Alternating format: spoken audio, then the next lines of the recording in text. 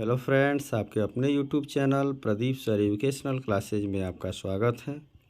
दोस्तों, आज हम MA second semester political science की चौथे paper constitutional development of India अर्थात भारत का संवैधानिक विकास से संबंधित महत्वपूर्ण सभी प्रश्नों को लेकर आए हैं, जो आपकी होने वाली परीक्षा के लिए अत्यंत ही उपयोगी और महत्वपूर्ण है। तो दोस्तों, आप इन सब प्रश्नों को तैयार कर लीजिए जिससे आप परीक्षा में अच्छे अंक प्राप्त कर सकें। वीडियो के अंत तक बने रहिए जिससे आपको संपूर्ण जानकारी प्राप्त हो सके। एक बात और, यदि आप हमारे चैनल पर नए हैं तो चैनल को लाइक और सब्सक्राइब करना न भूलें। तो दोस्तों, आज का वीडियो स्टार्ट करते हैं। आज का पहला प्रश्न है नेहरू रिपोर्ट। बहुत ही इम्पोर्टेंट प्रश्न है, अधिकतर पूछता है नेहरू रिपोर्ट क्या है। तो आप जो है ये नेहरू रिपोर्ट को देख लेंगे। इसमें जो हेडिंग है सर्वदलीय सम्मेलन और नेहरू रिपोर्ट।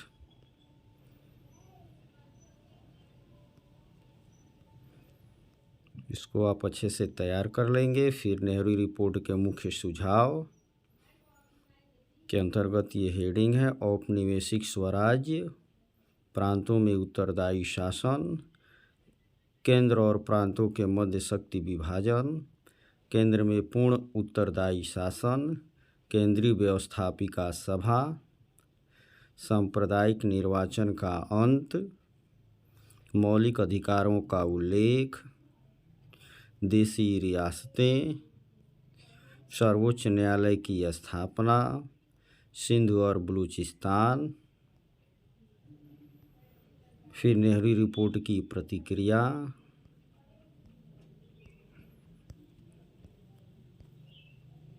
ये था आपका नेहरू रिपोर्ट। अगला प्रश्न है आपका भारतीय शासन अधिनियम 1935 की मुख्य विशेषताओं की विवेचना कीजिए।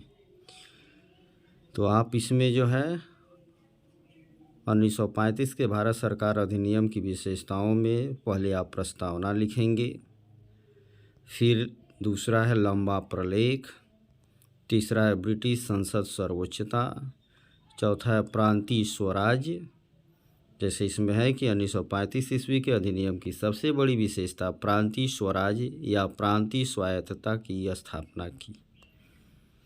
केंद्र में द्वैत शासन प्रणाली, संघीय शासन व्यवस्था, विषयों का बंटवारा, संघीय न्यायालय, संरक्षण और आरक्षण, विधानमंडलों और मताधिकारों का विस्तार, सांप्रदायिक निर्वाचन पद्धति को कायम रखना,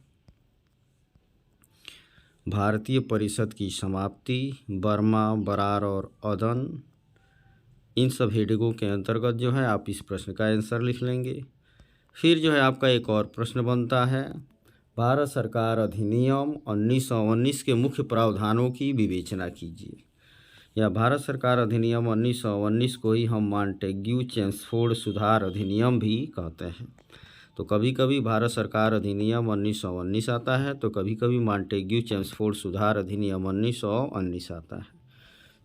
तो भारत सरकार अधिनियम 1919 क्या है या मॉन्टेग्यू चेम्सफोर्ड रिपोर्ट क्या है, इसको आप अच्छे से तैयार कर लेंगे।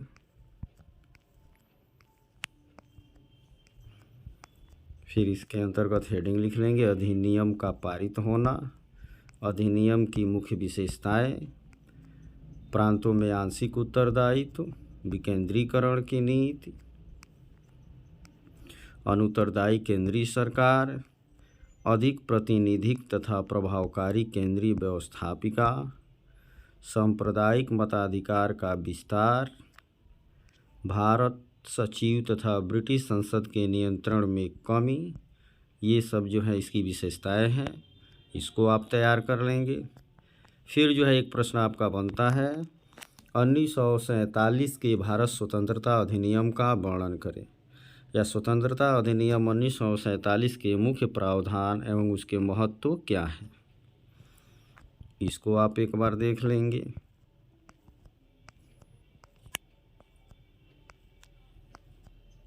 इन बिंदुओं को आप तैयार कर लेंगे।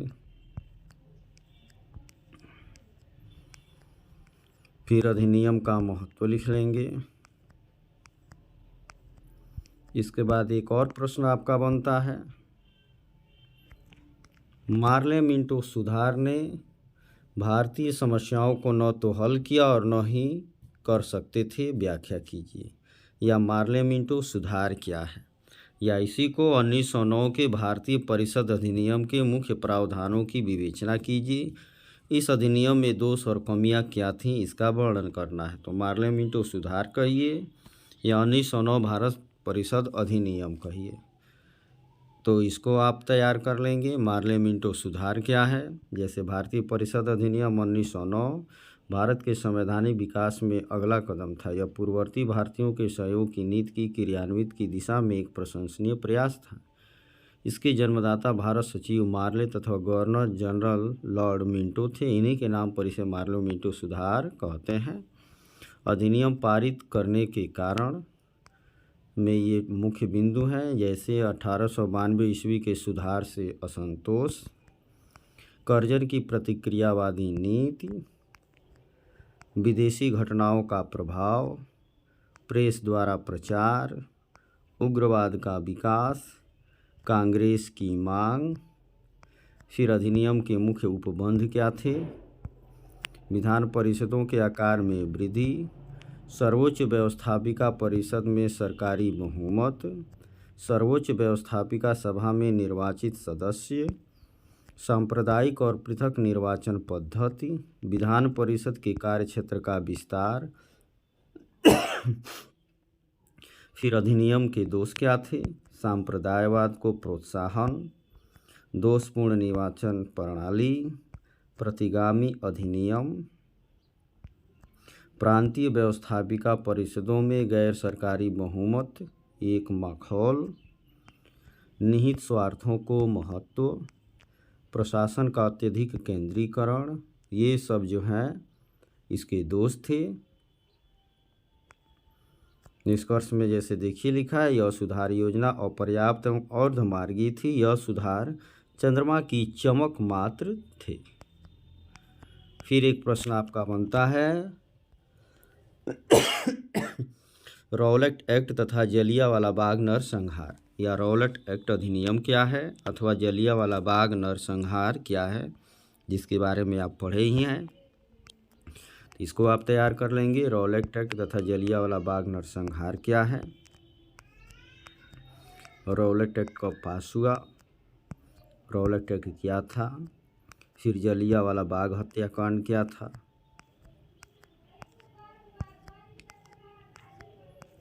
फिर एक प्रश्न आपका बनता है, अधिकतर ये भी प्रश्न पूछता है, साइमन कमीशन क्या है। साइमन कमीशन की नियुक्ति, साइमन कमीशन पे टिप्पणी लिखी है। साइमन कमीशन क्या है, साइमन कमीशन की नियुक्ति कब हुई, साइमन कमीशन का उद्देश्य क्या था, इसको आप तैयार कर लेंगे। फिर एक प्रश्न आपका बनता है, कैबिनेट मिशन योजना क्या है, इसको आप तैयार कर लेंगे।